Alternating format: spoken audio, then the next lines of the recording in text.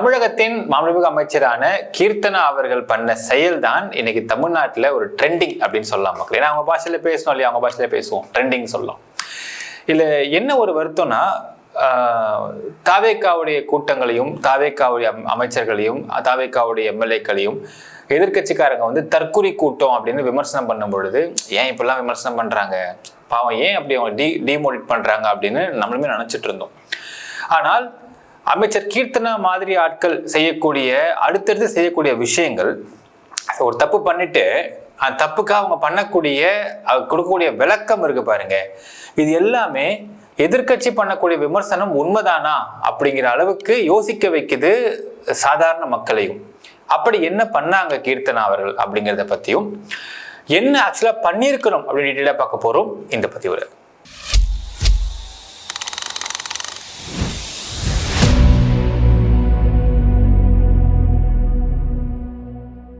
அன்பார்ந்த மக்களுக்கு வணக்கம். நான் உங்கள் கார்த்திக் பிள்ளை and welcome to the K TV.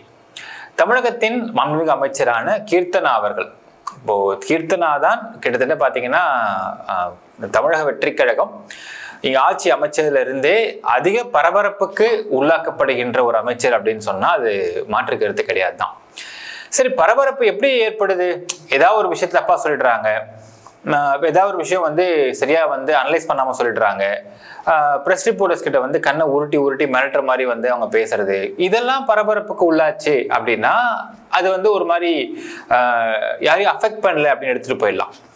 ஆனால் ஒரு 2 நாளைக்கு முன்னாடி பார்த்தீங்கன்னா ஒரு அவங்களுடைய தொகுதிக்கு உட்பட்ட ஒரு அரசு பள்ளி, it's a proper government school, not government aided school மக்களே, அங்கே வந்து ஆய்வுக்கு போகிறாங்க. ஆய்வுக்கு போயிட்டு அந்த இடத்துல வந்து ஒரு 9th படிக்கக்கூடிய ஒரு பெண்ணு ஃபர்ஸ்ட் பெஞ்சில் உட்காந்துருக்குறாங்க. அவங்க எழுப்பி விட்டு ஒரு கேள்வி கேட்குறாங்க. அவங்க பண்ண அந்த ஆக்டிவிட்டியை வீடியோவா நம்மளே பார்த்துருவோம். இப்போ இவங்கள்டையுமே நான் டைரெக்டாக ஒரு கேள்வி கேட்குறேன். அவங்களால சிம்பிளான இதுதான், அவங்க அப்பா என்ன பண்ணுறாங்கன்னு நம்ம கேட்கலாம். அதுவுமே வந்து ஆன்சர் பண்ண முடியும். ரைட்டோ சொல்லுடா, தெரிஞ்சதை சொல்லு. வாட் இஸ் யுவர் ஃபாதர் கேட்குறாங்க. நீங்கள் ஒரு கான்வர்சேஷன் இங்கிலீஷில் வாட் இஸ் யுவர் கிளியரான சென்டென்ஸ் கேட்க சொல்லலாம் இல்லைடா. What is your father? Father is father என்ன பண்ணுறாங்க? What is your father's profession? Profession.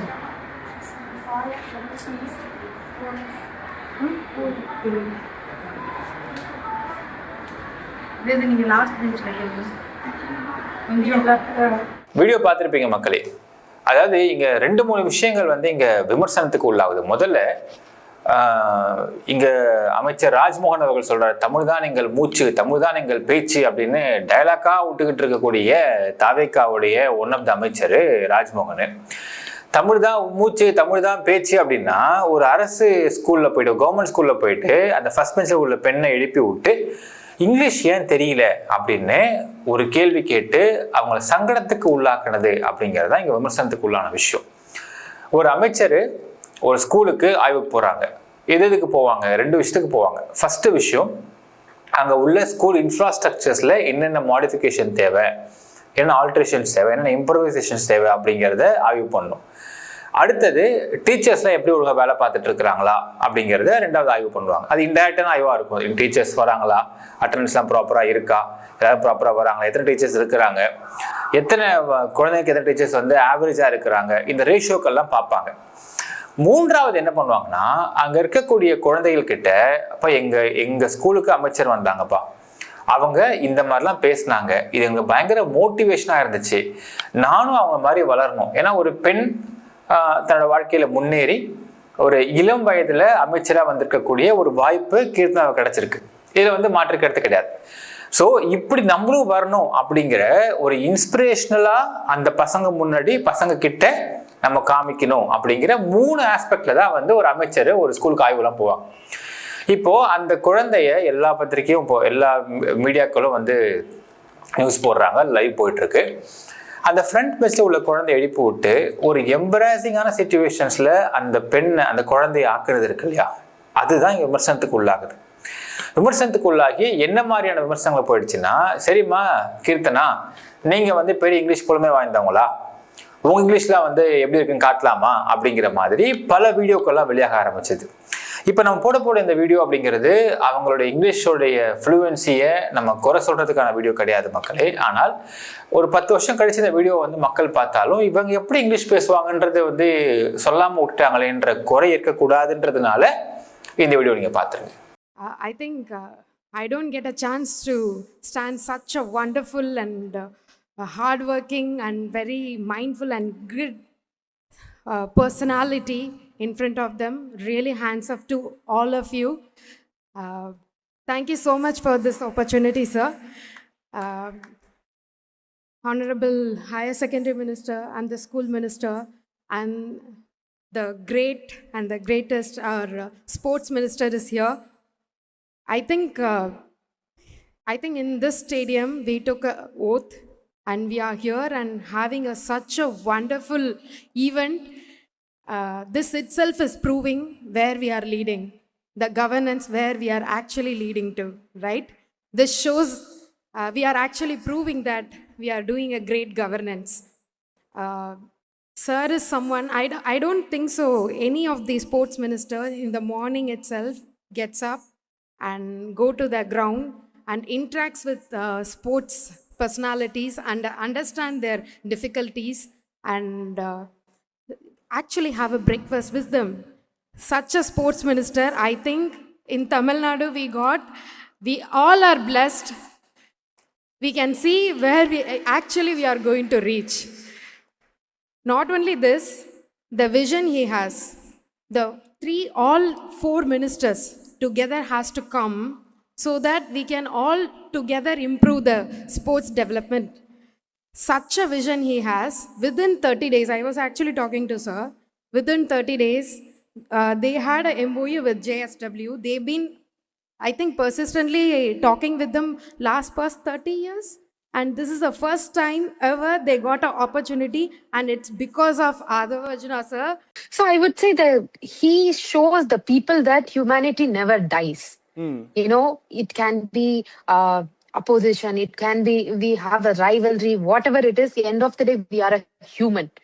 He always taught us as well. You should be whatever the power center or anything, whichever it is, end of the day, you are a human. You should respect everyone. That is what he's been teaching us. And we coming from no background, he coming from no background, we all achieved in one place. If you see the assembly, it's so young, so vibrant. And even the pregnant women took an oath. Yeah. Even the disabled person took an oath.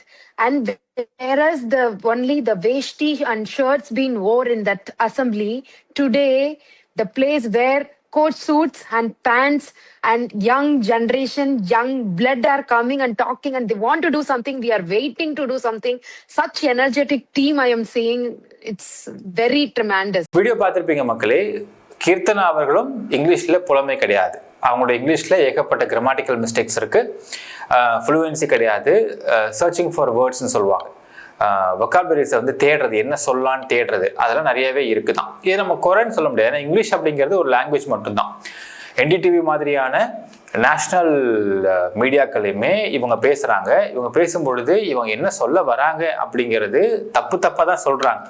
ஆனால் இதை எந்த ஒரு ஆங்கரும் விமர்சனம் பண்ணல, சிரிக்கலை, கேலி பண்ணல, அமைதியாக இருந்தாங்க. சரி, நீங்கள் சப்போஸ் அந்த சமயத்தில் ஒரு ஆங்கர் வந்து, மேம் நீங்கள் பேசுகிறது எனக்கு புரியல, தெளிவாக பேசுங்கன்னு சொல்லியிருந்தாங்கன்னா இவங்க அவமானமாக போயிருக்கும், ஒரு மாதிரி அசிங்கமாக போயிருக்கும். அதை யாருமே செய்யலை. அது கற்றறிந்தவர்கள் யாருமே அந்த மாதிரி இவங்களை வந்து அசிங்கப்படுத்தலை, அவமானப்படுத்தலை. அவங்க பேசுகிறத விட்டாங்க. அவங்களால என்ன அண்டர்ஸ்டாண்ட் பண்ணிக்க முடியுமோ பண்ணிக்கிட்டு எதிர்கேள்வி கேட்குறாங்க, இல்லை வேற கேள்வி கேட்டு அவங்கள வந்து கான்வர்சேஷன் கொண்டு போயிட்டாங்க. ஸோ இவங்களுடைய இங்கிலீஷ் புலமை சரியா இல்லைன்றதை இவங்களை குத்தி காட்டுறதோ விமர்சனம் பண்ணுறதோ வேலை கிடையாது மக்களே. ஆனால் என்னன்னா, இந்த இடத்துல இவங்க ஒரு தப்பு பண்ணிட்டாங்க. ஒரு ஸ்கூலில் போயிட்டு ஒரு படிச்சுட்டு இருக்க ஒரு பெண், ஒரு குழந்தை, சின்ன பொண்ணு, அந்த பொண்ணை வந்து எல்லாரும் கூட எழுப்பி விட்டு இங்கிலீஷ் ஏன் தெரியாமல் இருக்கு, இப்படியே ஃபர்ஸ்ட் பெஞ்சே எப்படின்னா லாஸ்ட் பெஞ்சுன்ற வார்த்தையெல்லாம் ரொம்ப தப்பாக விட்டாங்க. இப்போ லாஸ்ட் பெஞ்சில் உட்காந்துருக்கவங்களாம் மக்கு பசங்க அப்படிங்கிற ஆஸ்பெக்டில் நீங்கள் எப்படி கொண்டு போகிறீங்க? இதுக்கு தான் விமர்சனம் என்ன வருதுன்னு பார்த்தீங்கன்னா, சட்டமன்றத்தில் லாஸ்ட் பெஞ்ச் உட்காந்துக்கலாம் மக்கு பசங்களா அப்போ அப்படின்னு கேட்க ஆரம்பிச்சிட்டாங்க எதிர்கட்சிகள்லாம். சரி, இப்போ இதெல்லாம் கூட பிரச்சனை இல்லை மக்களே. ஒரு தப்புன்ட்டோம். யங்கஸ்ட் அமைச்சர் 28 வயசு அமைச்சர் ஆயிட்டாங்க. 28 வயசுல அமைச்சர் ஆனதுனால எனக்கு அந்த மெச்சூரிட்டி தெரியல, எப்படி ஒரு சிச்சுவேஷனை ஹேண்டில் பண்றதுன்னு தெரியல. ஒரு ஸ்கூலுக்கு போனா முன்கூட்டியே என்ன பண்ணணும் ஏது பண்ணணும் அப்படிங்கிறத அனலைஸ் பண்ணிட்டு பக்காவா நம்ம ப்ரெசன்ஸ்ல வந்து மைண்டை எடுத்துக்கிட்டு போய் அந்த இடத்துக்கு நான் ஆய்வு பண்ண போகிறதுக்கு எனக்கு தெரியல. என்னை மன்னிச்சிருங்க, அந்த பெண்ணை அப்படி பண்ணியிருக்க கூடாது தான் அப்படின்னு சொல்லிட்டு, ஏன் தாவேக்காவுடைய மினிஸ்டர்ஸ் யாருக்கும் மன்னிப்புன்ற வார்த்தையை வாயிலிருந்து வராதா? இதுதான் அவங்களுடைய மெச்சூரிட்டி லெவலா? இல்லை இப்படிதான் அவங்களோட நேர்மையான ஆட்சியா? ஒரு தப்பு நடந்துருச்சு, ஆமாங்க தவறாக நடந்து போச்சு தான், அதுக்கு நான் வருத்தப்படுறேன், ஐமீன் பண்ணலாம்னு நினைக்கிறேன், அதுக்கு நான் பிராய்ச்சித்தமா அந்த குழந்தைகிட்ட போய் வேற ஏதாவது பேசி ஒரு வீடியோ போடுங்க, ப்ரெஸ்ஸை கூட்டு போய் நீங்கள் வீடியோ எடுங்க. அப்படி பண்றது என்ன ஆகும்னா, கீர்த்தனை மேல உள்ள அந்த நெகட்டிவ் இம்ப்ரெஷன் டோட்டலா பாசிட்டிவா மாத்துறதுக்கு என்ன பண்ணணும்னு யோசிக்கணும். அரசியல்வாதினால ஒரு விஷயம் தான் மக்களே, எந்தெந்த இடத்துல கேப் கிடைக்குதோ அங்கெல்லாம் எப்படி தான் ஸ்கோர் பண்றோன்றதை அவங்க பார்க்கணும். ஸ்கோர் பண்றத எப்படி ஸ்கோர் பண்றோன்றதுதான் முக்கியம். இப்போ இந்த ஆட்சியை ரீல்ஸ் ஆட்சி அப்படின்னு விமர்சனம் பண்றாங்க, இந்த ஆட்சியை வந்து தற்கூரி ஆட்சின்னு விமர்சனம் பண்றாங்க. அப்படின்னா கீர்த்தனை மாதிரியான அமைச்சர்கள் பண்ணக்கூடிய ஒரு செயலுமே அதை உறுதிப்படுத்தும் விதமாக இருக்கு. நம்ம ஃபர்ஸ்ட் பேசியிருந்தோம். இது வரைக்கும் பரவாயில்லைங்க, தப்பு நடந்து போச்சு, விமர்சனம் பண்ணிட்டாங்க, ஒன்று இந்த விமர்சனத்தை கடந்து போயிடணும், இல்லை பதில் சொல்றதா இருந்தா எப்படி பதில் சொல்லணும், எப்படி பேசணும் அப்படிங்கிற ஒரு வரமுறை இருக்கு. தான் பண்ற தப்புன்னு அக்செப்ட் பண்றது கூட ஒருத்தவங்களுக்கு முடியலன்னா அவங்களை அமைச்சராக இருப்பதற்கு தகுதி இல்லைன்றதை நம்ம பார்க்கணும். இப்போ அடுத்து அவங்க கொடுத்தாங்க பாருங்க விளக்கம். இந்த விளக்கம் தான் எல்லாரும் இன்னும் கடுப்பேத்திருக்குன்னு சொல்லலாம், இன்னும் அதிகமா இந்த விஷயத்தை பத்தி பேச வச்சிருக்குன்னு சொல்லலாம். அவங்க சொல்றாங்க, போட்டிருக்காங்க, ட்வீட் போட்டிருக்காங்க. இன்று சிலர் அரசு பள்ளி மாணவியை கேலி செய்தார் என்று ஒரு பொய்யான கதையை பரப்புகிறார்கள். யாருமே கேலி பண்ணான்னு பரப்பல, அந்த ஸ்கூல்ல போய் அந்த குழந்தை எழுப்பிவிட்டு ஏன் அசிங்கப்படுத்துறீங்கன்னு தான் பரப்புறாங்க. இங்கிலீஷ்ன்றது ஒரு லாங்குவேஜ் தாமா, அது நாலேஜ் கிடையாது. அந்த குழந்தைய அப்படி எம்பராஸ் பண்ணிருக்க தேவை இருக்கா அப்படின்னு கேட்குறாங்க. யாரும் உங்களுக்கு கேலி பண்ணீங்கன்னு சொல்ல, ஏன் எம்பராஸ் பண்ணீங்கன்னு தான் சொல்றாங்க. ரெண்டுத்துக்கு பெரிய வித்தியாசம் இருக்கு மக்களே. நான் அதை ஃபுல்லா படிக்கல, முக்கியமான பாயிண்ட்ஸ் படிச்சு காட்டுற மக்களுக்காக. உண்மை என்ன தெரியுமா, நானே ஒரு அரசு பள்ளி மாணவி தான், நானே தமிழ் வழி கல்வியில் தான் படித்தவள் அப்படின்னு சொல்றாங்க. இப்போ இங்கதான் இங்க பிரச்சனையே ஸ்டார்ட். அதாவது இவங்க படிச்சது பாத்தீங்கன்னா விருதுநகர்ல இருக்கக்கூடிய சத்திரிய வித்யாசாலா மிடில் ஸ்கூல். இது வந்து மாங்கை மாச்சி ஸ்கூல்னு சொல்லுவாங்க விருதுநகர்ல. இது ஒரு அரசு பள்ளி கிடையாது, அரசு உதவி பெறும் பள்ளி. அரசு பள்ளி அரசு உதவி பெறும் பள்ளி என்ன ரெண்டு வித்தியாசம்னு பார்த்தீங்கன்னா, அரசு பள்ளி மாணவ மாணவிகள் வந்து சத்துணவு சாப்பிடுவாங்க. அவங்க அரசு பள்ளின்றது முழுக்க முழுக்க அரசு எடுத்து நடத்தக்கூடிய பள்ளி. இப்போ கீர்த்தனா அவர்கள் சத்துணவு சாப்பிட்டு வளர்ந்தாங்களா ஸ்கூல்ல? இந்த கேள்விக்கு அவங்க பதிலே சொல்ல மாட்டாங்க. இதான் பிரச்சனை. ஸோ ஒரு அரசு பள்ளி அரசு உதவி பெறும் பள்ளி கூட வித்தியாசம் தெரியாம அவங்க பேசுறாங்களா அப்படிங்கிறது கேள்வி. இப்போ இங்க இந்த விஷயம் கிடையாது, அவங்களுக்கு வித்தியாசம் தெரியும், எல்லாமே தெரியும். ஆனால் இந்த ஒரு பிரச்சனைய எப்படி ஹேண்டில் பண்றதுன்னு தெரியாம எந்த ஒரு பொய்ய சொன்னா மக்கள் தம்பல சிம்பத்தைஸ் ஆவாங்க அப்படிங்கிறத முட்டாள்தனமா மூடத்தனமா யாரும் சுற்றி உள்ளவங்க சொல்லி கொடுத்து இந்த விஷயத்த போட்டிருக்காங்களா அப்படிங்கிறது தான் என் கேள்வி. ஒரு பிரச்சனை, ஒரு தப்பு நடந்து போச்சு, தப்பை அக்செப்ட் பண்றது இல்லை மக்களே, அது தப்பை மறைக்கிறதுக்கு 1000 பொய் சொல்றாங்க பாருங்க, அதான் பிரச்சனையே ஆரம்பிக்குது. இப்போ முதல் பொய் இதாச்சுங்களா, ரெண்டாவது பொய் இது. ஃபர்ஸ்ட் கேலி பண்ணாங்கன்றது அது பொய், அது கிடையாது விஷயம். ரெண்டாவது அரசு பள்ளி அவங்க படிக்கல, ரெண்டாவது விஷயம் அது. மூணாவது அடுத்து சொல்றாங்க, இன்றைய ஆங்கிலத்தை பார்த்து கேலி செய்கிறார்கள். சரி, உண்மையிலுமே நான் வந்து ரொம்ப தமிழ் மீடியத்தில் படித்த பொண்ணு, நான் வந்து வெளியே வந்தப்போ நான் ஆங்கிலத்தை ரொம்ப கஷ்டப்பட்டேன், கார்பரேட்டுக்கு போனப்போ நான் கஷ்டப்பட்டேன், நான் ஆங்கிலத்தை கஷ்டப்பட்டு கற்றுக்கிட்டேன், இப்பவும் கற்றுக்கிட்டு இருக்கேன், இதெல்லாம் ஓகே, உங்களுடைய ரியல் இன்டென்ஷன் அதுதான் அப்படின்னா லாஸ்ட் ஒரு வார்த்தை போடுறாங்க, இன்று என்னை கேலி செய்கிற அரசியல்வாதிகள் மற்றும் அவர்களை ஆதரிப்பவர்கள் அவர்களின் சொந்த குழந்தைகள் எத்தனை பேர் அரசு பள்ளிகளில் தமிழ் வழியில் படிக்கிறார்கள். இங்க தமிழ் வழியில இவங்க படிச்சாங்களா படிக்கலையா, அரசு பள்ளியில படிச்சாங்களா படிக்கலையான்றதெல்லாம் அவங்க கேட்கல.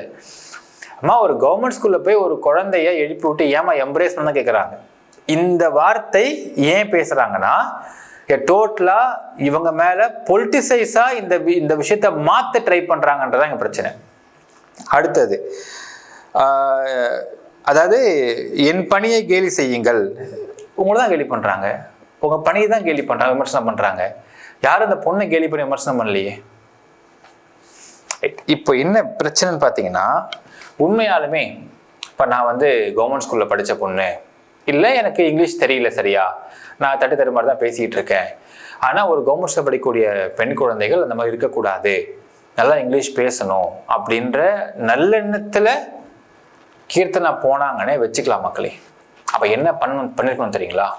நேராக போயிருக்கணும், கிளாஸ் ரூமில் போயிட்டு அந்த பசங்களை உட்காந்துருக்கணும். ஃபஸ்ட்டு ஒரு இன்ட்ரடக்ஷன் கொடுத்து உட்காந்துடணும். உட்காந்துட்டு என்ன கேட்கணும்னா, அம்மா இப்போ நம்ம தமிழ் வழியில் படிச்சுக்கிட்டு இருக்கோம், ஆனால் தமிழ் வழியில் படிக்கிறதுனால மட்டுமே நம்ம தமிழ்நாட்டை விட்டு தாண்டி வெளியே போயிட்டோம்னா ஹிந்தி தேவையாக இருக்குது. இந்தியா விட்டு தாண்டி வெளியே போகணுன்னா இங்கிலீஷ் தேவையாக இருக்குது. எத்தனை பேர் வெளிநாட்டுக்கு போகணும் ஆசைப்படுறீங்க? குழந்தைங்க கை தூக்கும், ஆசைப்படும் கண்டிப்பாக. ஸோ வெளிநாடுகளில் போய் வேலை பார்த்து நம்மளுடைய நிலைமையை உயர்த்துறதுக்குன்னு நீங்கள் ஆசைப்படுறீங்கன்னா இங்கிலீஷ் முக்கியமாக இருக்குது. இங்கிலீஷ் வந்து ஒரு லாங்குவேஜ் தான், அது நாலேஜ் கிடையாது தான். ஆனால் எந்த ஒரு மொழியும் பேச பேச பேச வந்துடும். இப்போ தமிழ்நாட்டிலிருந்து பஞ்சம் உழைக்க போகிறாங்க நார்த் இந்தியாவுக்குன்னு வச்சுக்கோங்க உதாரணத்துக்கு. அங்கே போய் அவங்க கூட ஒரு 3 மாதம் 6 மாதம் தங்கினாங்கன்னா ஹிந்தி பேச ஆரம்பிச்சிடுவாங்க சரளமாக. அவங்க வந்து நாட் கிராஜுவேட்டட், பெரிய படித்தவங்க கிடையாது, கூலி வேலை கூட பார்க்கலாம், ஆனால் நல்லா ஹிந்தி பேச ஆரம்பிச்சிருவாங்க. நார்த் இந்தியாவிலேருந்து இங்கே வரவங்க தமிழ் பேச ஆரம்பிச்சிருவாங்க, தமிழ் கற்றுப்பாங்க. ஸோ அதே மாதிரி ஆங்கிலம் ஒரு மொழி. சரி, எத்தனை பேர் ஆங்கிலத்தை கற்றுக்க ஆசைப்படுறீங்க? எல்லாம் கை தூக்குவாங்க. பேச ஆசைப்படுறீங்க, கை தூக்குவாங்க. சரி, ஒரு ஆரம்பம் வைக்கலாமா? ஒவ்வொருத்தரும் வாங்க, நேரில் வாங்க. உங்களுக்கு தெரிஞ்சது, உங்களை பற்றின அறிமுகத்தை நீங்கள் ஃப்ரெண்டில் வந்து பேசுங்க, கூச்சப்படாதீங்க. பேசுங்கன்னா அந்த குழந்தைங்க ஃபஸ்ட்டு கொஞ்சம் கூச்சப்படும், சங்கடப்படும், சங்கோச்சப்படும். சப்போஸ் உங்களுக்கு இன்னும் கொஞ்சம் கம்ஃபர்டபுளாக வரணும் பசங்க அப்படின்னா அவங்க டீச்சர்ஸை வெளியே அமைச்சிடலாம், நீங்கள் மட்டும் உட்காந்துக்கலாம், உட்காந்துக்கிட்டு பேச வச்சிருக்கலாம். மீடியா பீப்புள், நீங்கள் பசங்க 2 பசங்க பேசுகிற வரைக்கும் கொஞ்சம் சிரிப்பு அலை பயங்கரமாக இருக்கும். அப்போ நீங்கள் சொல்லலாம், சிரிக்காதீங்கப்பா, மோட்டிவேட் பண்ணுங்க. இதே மாதிரி நான் தப்பாக பேசினப்போ, நான் கார்பரேட் கம்பெனியில் வேலை பார்க்க போனப்போ என் ஃப்ரெண்ட்ஸ் யாரும் சிரிக்கலைன்னு பார்த்து மோட்டிவேட் பண்ணாங்க, அதான் நான் பேச ஆரம்பிச்சேன். ஆக்சுவலாக உண்மையாகவே கீர்த்தனாவுடைய பலம் அதுதான் மக்களே. தப்பாக பேசினாலும் பேசுவாங்க, சங்கோச்சப்பட மாட்டாங்க. ஸோ ஏதோ ஒன்று பேசுகிறாங்க இல்லையா, அதனால பீப்புள் வில் அண்டர்ஸ்டாண்ட் அப்படின்னு நினைப்பாங்க. ஸோ இதுதான் அவங்க பலம்னு சொல்லிட்டு அந்த பசங்கிட்ட புரிய வச்சு ஒரு 5 பசங்களை பேச வச்சாங்கன்னா உண்மையாலுமே இந்த விளக்கம் அவங்க கொடுத்ததுக்கான சரியான அர்த்தமாக அந்த ஒரு நடவடிக்கை இருந்திருக்கும்.